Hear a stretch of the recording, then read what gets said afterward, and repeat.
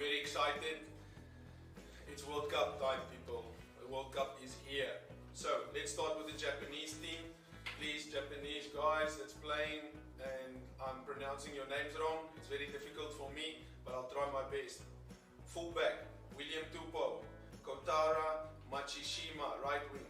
Outside center, Timothy Lafayette. 12, Ryoto Nakamura, left wing. Kenki Fukuoka.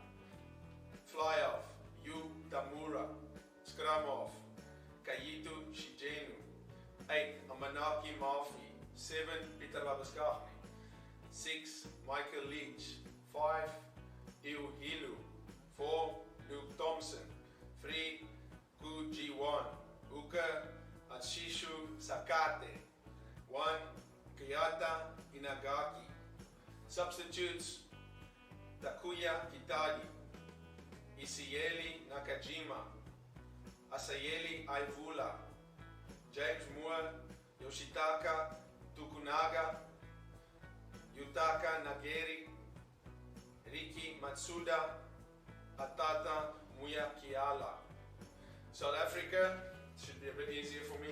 Fullback, Willie Leroux, Cheslin Colby 14, Kanyo Arm 13, Damien Delinde 12, Makazole Mapimpi 11, Andre Pollard 10, Faf de Klerk 9, Dwayne Vermeulen 8, Pieter Stef de Toy 7, Sia Kolisi 6, Franco Moster 5, Eben Etzebeth 4, Frans Malherbe 3, Malcolm Marks number 2, and Steven Kitshoff number 1.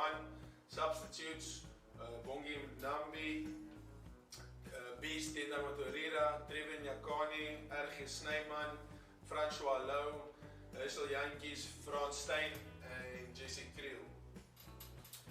Okay, so that's the team basically that played against New Zealand, that drew against New Zealand earlier this year, apart from Sia Kolisi that comes back in the place of, I think, Kwagga Smith.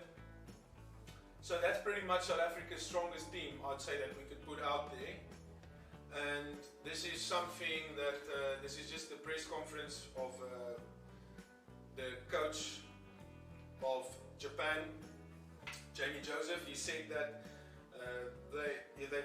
we related that Coach Erasmus has picked what I think is their strongest lineup. So he says that shows respect to their players and there's something to look forward to. He said he's faced a lot of questions this week regarding if this is a good game to have so close to the World Cup, but he said if they don't play the best teams, they'll not really know where they're at. So that's pretty true. He also says, obviously this is a step up for his team from the Pacific Nations Cup, which they have won. But he says this is World Cup is going to be much more physical. And that's part of the reason they wanted to play South Africa. And this is the final page in their preparation. He also says that it's not a must-win game for Japan. That the next game against Russia is a must-win game. And this performance is all about performance and not results driven, and if they perform well they will be in a winning opportunity or space to win. So I don't know, it sounds to me like he's kind of already making excuses and try to prepare his players mentally for if something goes wrong. In that sense, don't worry guys, this is not the end of the world this weekend. It hasn't really started yet for us. So that's just what I think. Alright, and he also says that Russia, which is their first pool game, has got a very big pack, and Samoa has a strong scrum, and that Ireland and Scotland play very aggressive. So they have to be able to contend with these pressures that's going to be thrown at them on Saturday. He also says that they're probably up against the biggest line-out in World Rugby, so they'll truly get a measure of where they are. Guys, I'm super excited from a Springbok point of view. I think if I just quickly have a look at the team here, Willie Leroux hasn't set things alight, but for me Willie Leroux was in the 2 years 2016, 2017 under Alistair Coetzee. You know, when Willie Leroux actually came back and he came onto the field, it almost looked like he was the only one that had a little bit of X factor that could do something in whatever was going on in that period of South African rugby. And for me, Willie Leroux, just because he hasn't had a few great games of late, you can't throw him away. He's just, for me, he's mercurial. And Willie Leroux on song, he's a confidence player, I think. And I think going into the World Cup and all the fans and all the hype, I think he's really going to come into his own and really perform.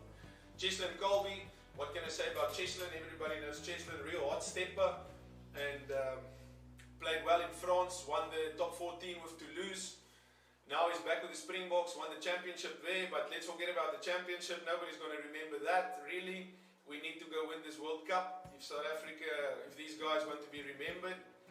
Lucanio also probably not having his best games, but Lucanio for me is definitely the first choice, my first choice as well.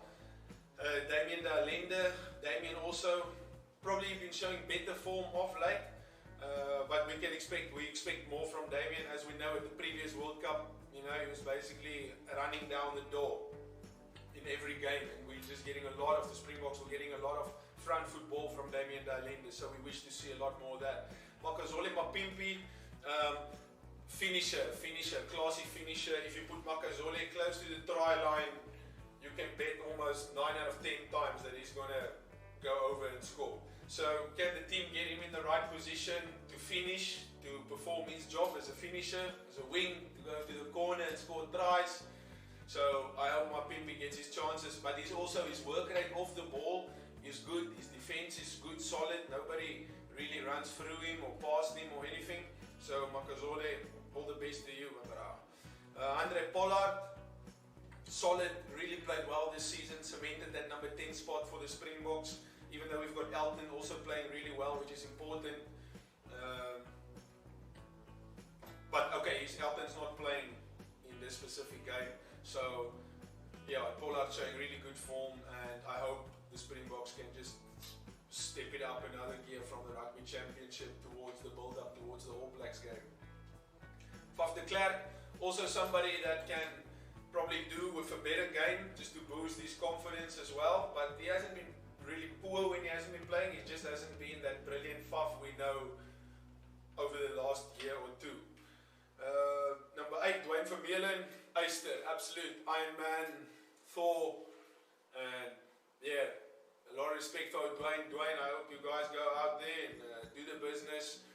And yeah, Dwayne, he speaks for himself basically. Peter Steph de Toy, also the same. Also plays with his heart on his sleeve, massive. Probably going to be the best player in the last 100 years, I reckon, when all the verdicts go out at the end of his playing career. He'll probably be one of the greatest legends, I reckon. It's amazing. That guy's just, he doesn't give up. He's never on the floor. He doesn't stay on the floor. He gets that big body of his everywhere, and he tackles, and he's got a good rugby brain. We went to the same school. I just like to say that. I'm very proud of him. Peter Steph. So after Peter Steph, we've got Sia Kolisi. Sia Kolisi's back. Sia had game time in the Argentina game. He went alright. Eventually ran out of puff, but went a bit longer than initially thought. So Sia's, and Rassi said that they now have time. You know, this is part of Sia's comeback as well. Actually, is this game to build him towards a full 80, so that he can deliver against the All Blacks in that first game of the World Cup. Franco Mostert, Sauce. His surname is Franco Mostert. In Afrikaans, that's mustard, or in English, that's mustard, mostert. So they call him Sauce, and Sauce is also one of that workhorses. He just does everything, never stays down. You might not see him doing the flashy stuff, but he's really also an Iron Man of South African rugby. He actually made a nice break in that last game. I think it was against Argentina, and he made a really nice break and running, got a bit of space. I'd like to see that. I like to see the locks, the big boys getting into space, you know, running those lines and then slipping through. It's just an amazing thing to witness, those big guys coming through. So I hope they get more of that. Eben Etzebeth, Eben also just the Eyster within his own right. You know him, the enforcer, doesn't take nothing from nobody. And yeah, Eben solid and also just a dominator. Frans Malherbe, or somebody that could do with a big game.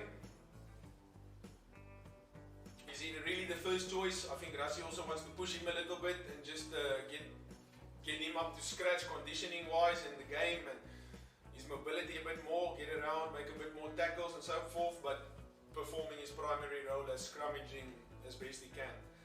Malcolm Marx, another one that hasn't been as barnstorming as he was last year, but you never know when they come through to do the business at the World Cup, and when they come through, guys like Malcolm Marx, it's frightening. Number 1, Stephen Kitsoff. Stephen Kitsoff, really good for me, gets around, makes a lot of tackles, really carries the ball well, and scrums phenomenally well. So all I can say is, I'm a Springbok fan, so go Bokke. I hope you guys, there's really no repeat, they can't make a sequel of that move